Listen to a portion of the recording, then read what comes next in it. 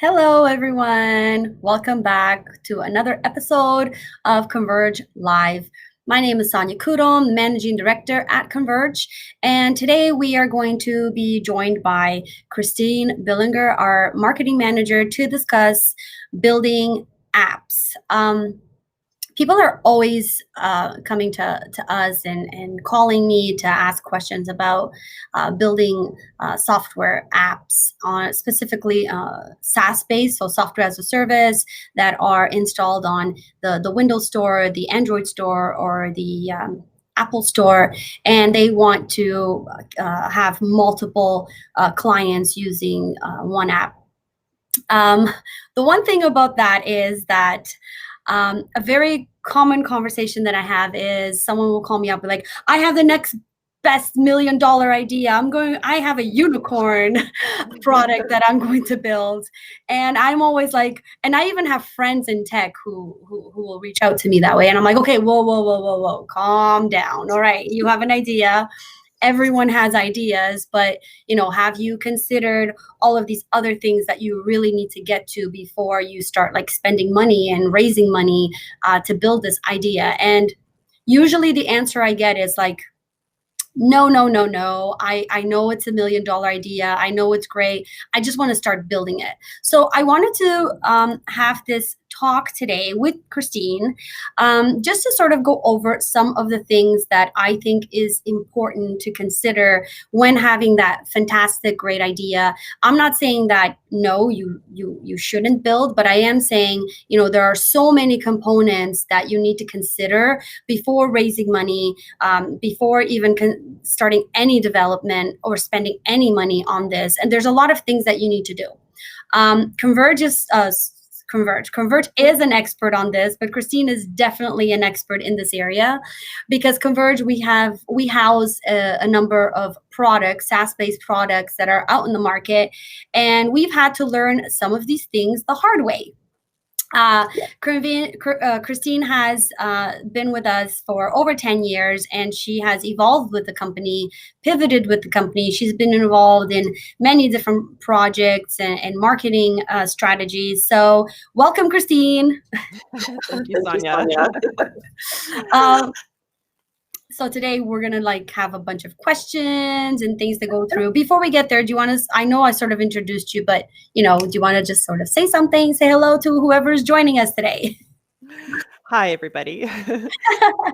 So I'm here today to talk about, what it takes to launch a digital product, mostly from a marketing perspective. So yes, I am the design and marketing manager at Konverge. So I oversee all the different products and the custom software business and all the marketing activities involved in that. But yes, we have definitely had a journey with our products, and always happy to share so that other people can learn. Awesome. So let's just get to it.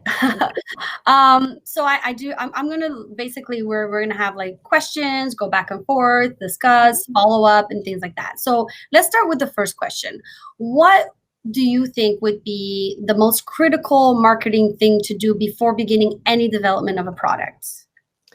Yeah, so like you said, a lot of people come with their great, unicorn ideas, and the most important thing I think before you start any development or start raising any money is that you have to do some customer development. So you have to find out who your customer is going to be. So what I hear a lot from people is that, oh, anybody can use my product, or everybody will use it, it's for everybody. And okay, it might be, but you have to figure out who you're going to sell it to, because usually when a startup, you have more limited budget, you need to use that budget wisely, right? So you need to figure out who your perfect customer is. Perfect customer is someone who buys repeatedly, spreads the word of mouth about your product. They might even become evangelists. So that's who you really want to target. And the only way to do that, or the best way to do that, is to really, you have to do a lot of legwork.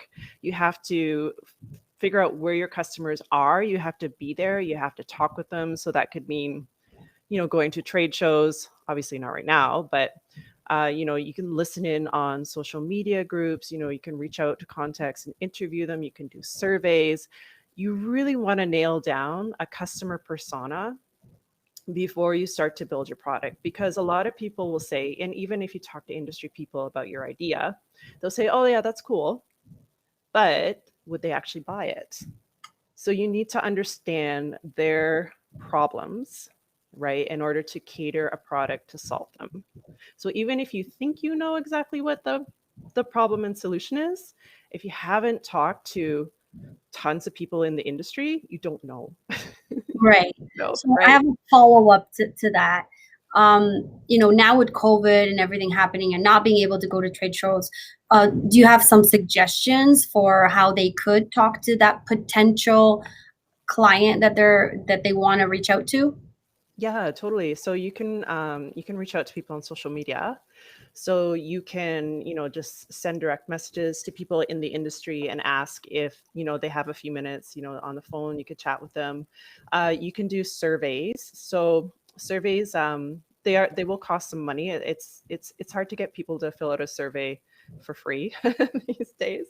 So, and if you just go on social media groups and, say, oh, hey, fill out my survey, please. People kind of get annoyed by that. So you do need to, go through like a service like SurveyMonkey or Google Surveys to like actually get respondents. So you can do that as well. Okay. Yeah. Okay, so let's talk about competitors for a little bit. And, I'm going to start with one question, and I have tons of follow-up questions to it because I'm already thinking. Okay. So how can you determine who is a competitor and who isn't? So who's a competitor and who isn't, right? So you're going to have your product, right? You're going to have an idea of who you're going to be selling it to. And then you're going to have an idea of what your product does. So you're going to do research on people offering similar products, right? So they'll have like similar features. You're going to know through your interviews and your customer development, what solutions are out there and what do they use. So that's going to be your other indicator of who a competitor is. Okay. So yeah, so a competitor is basically like someone who could, replace your solution, Okay. right? So let's say I have an idea for a product and I think it's super unique, and then I go and I do my work and I find out that there's a competitor like in the other side of the world. Does that mean that I should give up on my idea? Or if not, how do I go about it knowing that I do have a competitor? Yeah. So if there's a competitor, like I said, like they're in the other part of the world, there's all sorts of really great tools that you can use to see how that competitor is marketing their products, who are their target audiences. So you can do a competitor analysis to find out all those things. Maybe, they are specifically in a certain geographic region, so you can focus on a different region. It doesn't mean there's a no. If you're going into building a product where there's already a lot of competition, you do have to find like an edge. You're going to have to like figure out a way. You're going to have to see exactly what everybody else is doing, and you're going to see if there is any sort of wide blue oceans there for marketing. Right. Hmm. So in a way, do you think there's an advantage to having a competitor because you can go and learn from that competitor and do it better? Yeah, for sure. Yeah, it's called, right, building a better mousetrap, right? So Right, right. yeah, for sure. So you can see what they're doing and you can go, okay. But part of like what you're going to do to market your product, you're going to learn through your customer development. So you're going to know like what digital technologies that they use. How do they search for solutions? Like, are they the type of person that is going to go to a trade magazine, or are they going to go to a Google search, or are they more into like the networking and whatever their colleagues are using, that's what they're likely to use. So you're going to, in your customer personas, you're going to have to figure all these things out, so you know exactly what you need to do to reach that customer. Okay. Okay. Yeah. Good. So my next question is exactly what is marketing analysis? We keep hearing about it, but do we actually know what it is? You can tell us.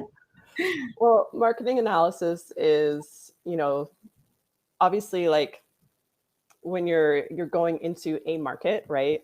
There's a scenario there, there's a scenario about, how much an industry, is worth, in dollar amounts, what is the projection for that industry. So that's kind of the high level stuff. And then you start to get a little bit into like I said, the target audiences. So that'll be different if it's B2B or B2C. So B2C, you're creating a persona for a person, whereas B2B, you're more creating a persona for a job role. So for example, CEOs of manufacturing companies, that kind of thing. So, and then you have to know, like, okay, I'm marketing to the US. Okay, how many CEOs are there in the US for manufacturing? Okay, Right. how much, what is their salary? So the marketing also starts up high at like the global, and then you're going to eventually work it down and down and down and down. And these are the strategies that are going to inform your marketing plan. And is that something that you suggest gets done way before you even start any development of an app or a software? Yeah, because this is going to be part of your business plan, and you need to have your business plan before you start to develop the product. Without a business plan, you can't raise any money. You need a solid business plan to see if your idea is going to work. Right. You're going to see the risks. What are the problems? You're going to identify how you can deal with them. So, before you spend, hundreds of thousands of dollars on development, for sure, you need to figure this all out in advance. Yeah. But what would you say to that passionate entrepreneur who just like doesn't really I'm only saying it because I see it all the time. Like they sort of know, but they're so like excited that they are willing to bypass all of that. What do you think are going to be some of the risks that they're going to encounter if they don't take the time to understand their market, their business before they even start spending any money? Yeah. So it's a huge risk because you could build a product that nobody's going to buy. Yeah. That is the worst case scenario, right? So I would say to that person, like, the enthusiasm is awesome. You need that because it's to get a product off the ground, it's a lot of work, it's a lot of hustle.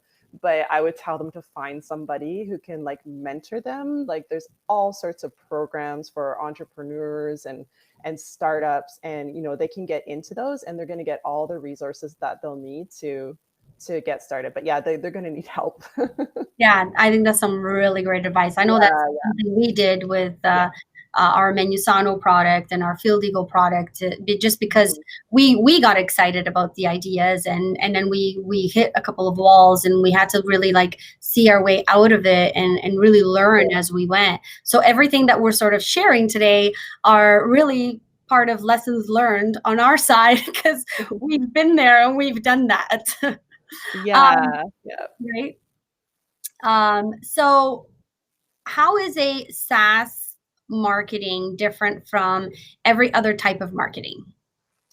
Yes. So SaaS marketing, so in more traditional marketing, right? If you think about like the sales funnel, right, where it's wide at the top and it narrows down, so you have like the most volume of customers, like this, and then as you get towards the bottom of, you have fewer customers, and eventually like a certain percentage of those will become paid customers. So with traditional sales funnels, marketing is really only on the very top of the funnel, and that's like the part of the funnel that is responsible for awareness. So awareness of the product, right? How findable is the product, right? And then with SaaS, what we've seen is that marketing is involved further and further and further along the funnel.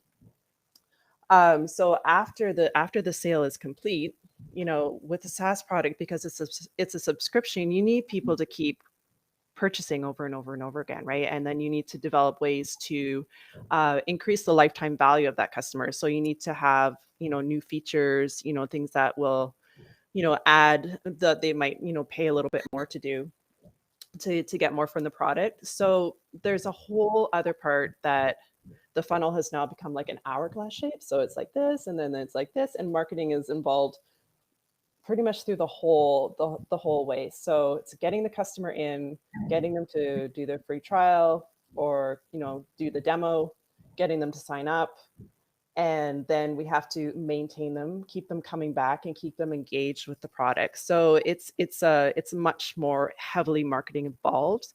And also to depending on the SaaS product. So if you have like a low lifetime value, so if your product is not too expensive, then you might not be able to afford a salesperson. It might not make sense to have a salesperson. So then you need like more marketing automation, right? If you have a very high sales for that, it's ringing. If you have a high sales point, really like a really high lifetime value for the customer, then then you're going to have less automation and more account management and one-to-one with like a salesperson. Okay. Yeah, Yeah. no, that makes sense. But like when it also comes to SaaS-based and apps, there's also, the subscription model, right? So do you think that creates a little bit more work because you're now having to either keep that person coming back every month and renewing or every year? What do you think are some of the challenges around that? Yeah, so that's definitely the goal, is to keep them around for as long as possible. So you need to be coming up with, in terms of product innovation is really important, right? So you need to come up with like new features, something that's really going to keep them engaged and coming back. Yeah, it's not like, like in traditional marketing where, once you hand off a lead to sales, it's okay, it's sales now, I'll just go find some more leads. You Yeah. have to do a lot more work to keep them involved. So we're doing all kinds of things now where, you might hold, more webinars, there's a lot more email marketing, there's a lot more like retargeting to make sure that people are coming back. So it is more work for sure. And I know what you're saying, but I'm going to ask the questions just so we can get them all out there. When it comes to the product, if you've gone to market and you now have people subscribing, you mentioned one of the values is to continue building on the product and I guess adding value to the product, which in turn adds value to the client. Can you give us some ideas around what companies can do to continue innovating? Yeah. So the most important thing is to listen to your customers. So what they're telling you are, what their needs in the market. So you never want to develop something blindly. You never want to develop something just because you assume that, okay, no, that this is going to be good for them. You have to talk to your customers continuously. So within marketing, you need to create a lot of opportunities for customers to give you feedback. Even, obviously you can call customers and ask them too, but just leaving them lots of opportunities to give you feedback Mhm. is really key. Right, right. I Yeah. totally agree with that. And I mean, I know that for us, that's been one of the best things we've done is, in the beginning, we started building out these roadmaps for our products based on things that we thought were going to be valuable to the market. But then once we started talking to our clients, we realized some of those things were not as valuable. And when we Yeah. started creating a roadmap based on what clients were actually telling us that they wanted, our products became a lot more valuable in the Yeah. market. Yeah, it's a really good strategy. And there's a lot of tools too that you can use, like in analytics you can get from how users are using your app. So Tell that'll us a tell you little bit more too. about that. Yeah, Yes. that's a good, now that's my question.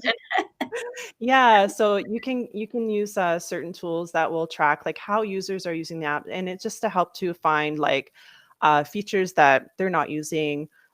So that kind of gives you a red flag that says, okay, so why isn't this feature being used? You can also find like frustration points, and this is really good for your during the free trial. Like users are just not getting how to use this software. So those tools are really good to have.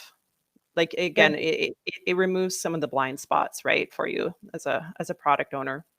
Yeah, and I think it's a great idea because, like, I know for one of our products for Menusano, we had a feature that was being used by like one person, and we identified that it would be more work for us to maintain that feature versus um, Yeah, completely eliminating it and taking it out of the software. And we did actually end up removing it, and yeah. it Nobody's had asked for it. no effect. Yeah, no, no, no, no, no Everybody missed it. effect. Yeah, and that was actually just Google Analytics that actually kind of tipped us off. Like we saw, page volume visits. We saw what people were using the most, and then all of a sudden there was like this little 2%, like Yeah. people were actually using this feature. And we looked at data like over like a good 3 years, and we're like, okay, you know what, we don't need to invest money in redeveloping this because no one's using it, so let's put that Yeah. somewhere else. So that makes me think about a question that I had not planned for. So, because I know this happens a lot. So, we all use software on a day-to-day basis, and I use it for my work every day. And one of the things I really dislike is when I sign up to use a piece of software, and it's like learning how to ride a rocket ship. There's so many components, there's so much to it, and in order for this to happen, you got to do this. And then, like, I get to a point where I get so frustrated where I'm like, you know what, I don't want to use this software anymore. It's got the right concept, it's great for my business, but it's so hard to learn. It's going to take me like a month in a academy to just figure out how to use this. What advice would you give to people building new applications where they can avoid getting to that point where it's so Yeah. cluttered with stuff that Yeah. So that's a little bit product development and marketing. So if you sign up for a free trial and a really complicated piece of software, that's a fail, right? So the if a software is going to be hard to use, it better have super high value for business, right? And so that kind of, is you need someone to help you with that. You can't just dump people in a free trial in that case, right? Um, and the other thing that you can do, right, if it's not a ridiculously complicated software, you can use like onboarding tools like within your software. So I don't know if you've ever like signed up for a new app, and you get these little messages that said, like, here, you start by clicking here, and it kind of holds your hand and guides you through.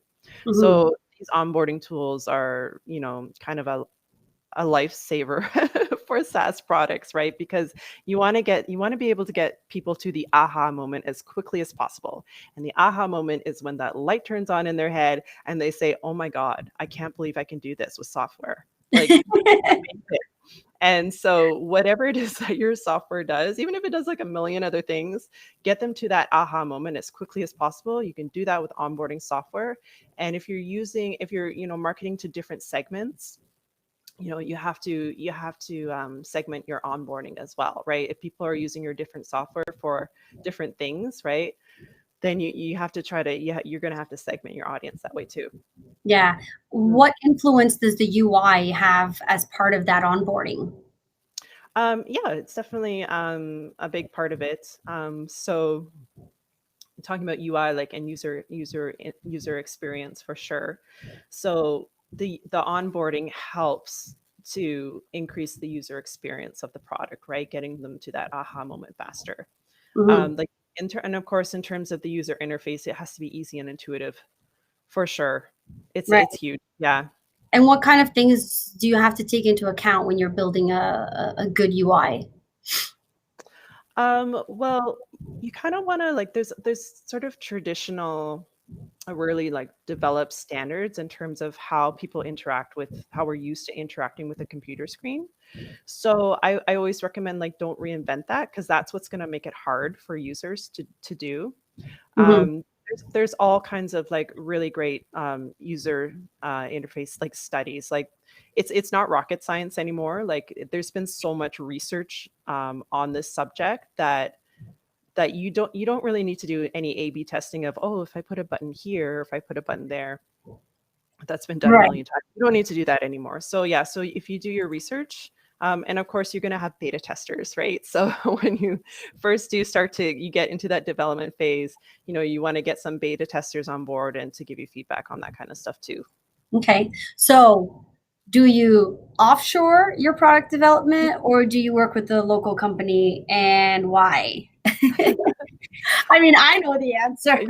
Yeah. So offshore, it can work, like, but it's harder. I think those projects are more difficult to manage. So even sometimes, like, the obvious benefit is, I think, to save money, right? But if you're going to save money, but you're still going to end up with a product that isn't what you want, that's going to suck, right? Yeah. So yeah, so I mean, you could, if you're going to do offshore, you need to work with a company that is like really good at project management and that can manage an offshore team, Yeah. right? Yeah, yeah. I So know, I know that was a challenge that we face every day when we have startups coming to us saying, you know, I spent this much money with this company, and it turns out, you know, it's an offshore company, and I didn't get what I wanted, and I'm like, oh, you that know, sucks. and I don't think there's anything wrong with doing offshore development. However, I mean, we work with offshore teams all the time. Mhm. I think one of the things that people really need to think about is, you know, yes, you want to save costs, but that can cost you more down the road. So Yeah, find a local partner, a local software development partner who can work with your offshore team and manage the project for you, because yeah, there are very specific things in a project life cycle that need to be followed in order for a project to be successful. One of the things I see like way too often is, you know, clients coming to us to take over a product that's been built offshore, and we do it, it's not a problem. However, there is zero documentation, and now it's going to cost that client a little bit more for us to have to do the onboarding and really like go through the source code and figure out where everything is at, and then start doing the documentation ourselves. yeah, Because without documentation, how are you going to test? You know, you have no test cases, you have no requirements, and you know, the product started here, well, here, and now it's like here, and you know, where do you go? So I yeah. do like offshoring. I don't think there's anything wrong with it, but I do always think that you always need a local partner to manage it for you, especially if you don't have any experience and you just have an idea. Yeah, yeah. If you're the, you know, the visionary, then yeah, you need to team up with somebody who can, you know, take that and translate it into a piece of functional software.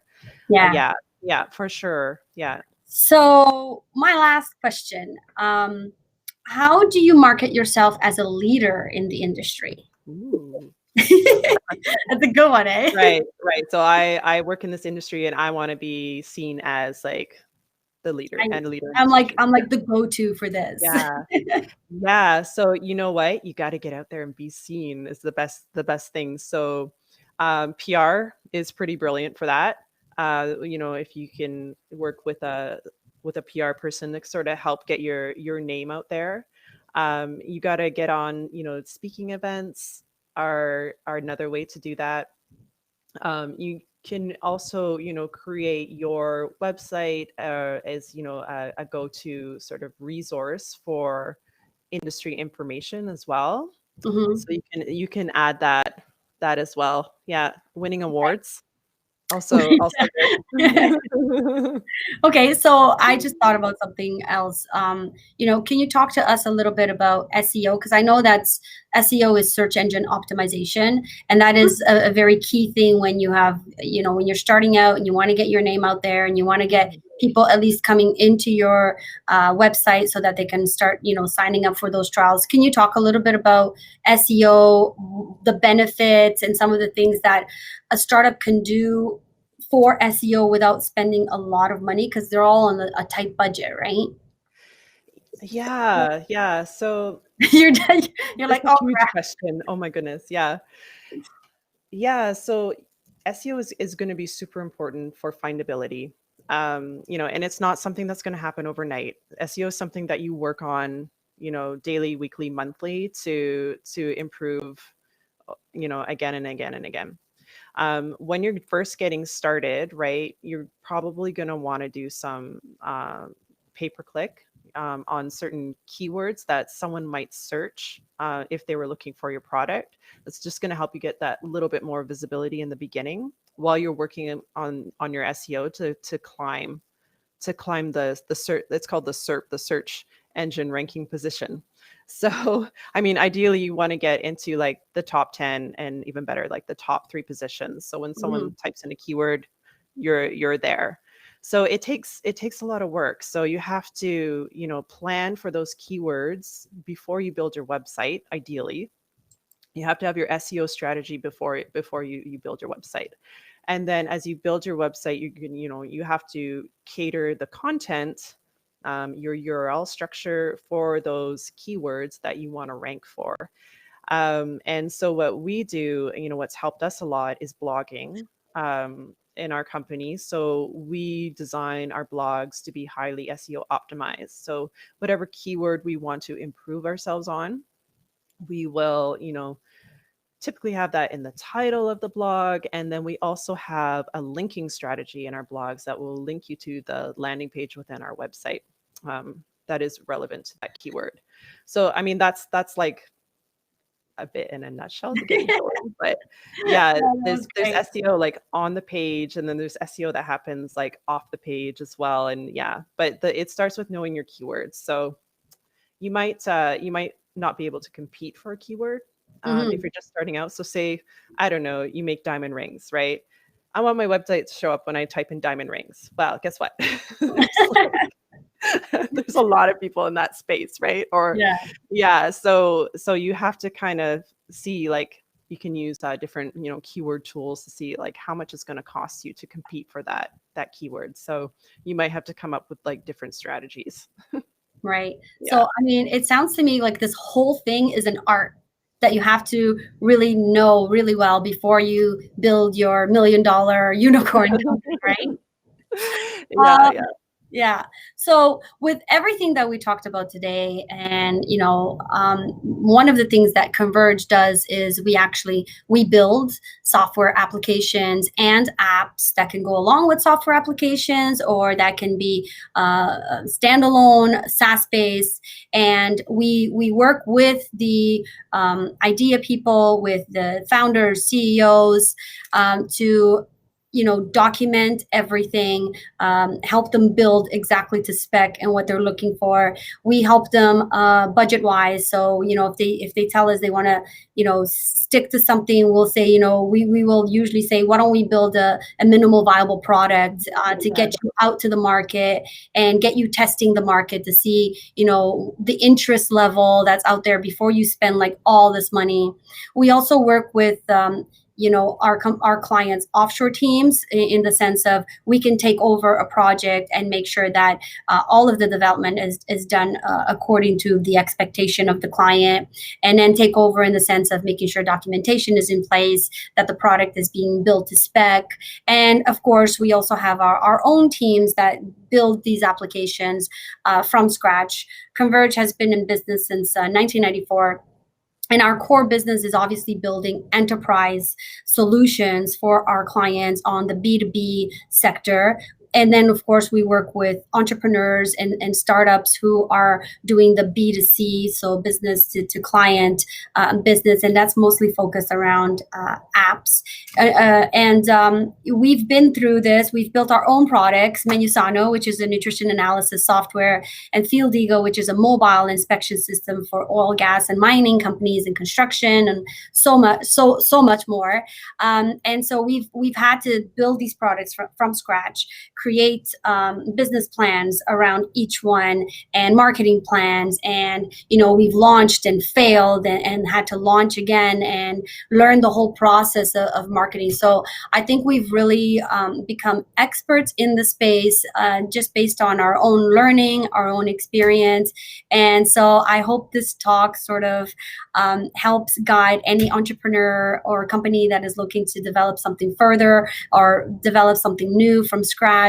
And if anyone has any questions, you can follow myself or Christine on LinkedIn, DM us questions. We are happy to answer any questions that you may have and that we can help you with.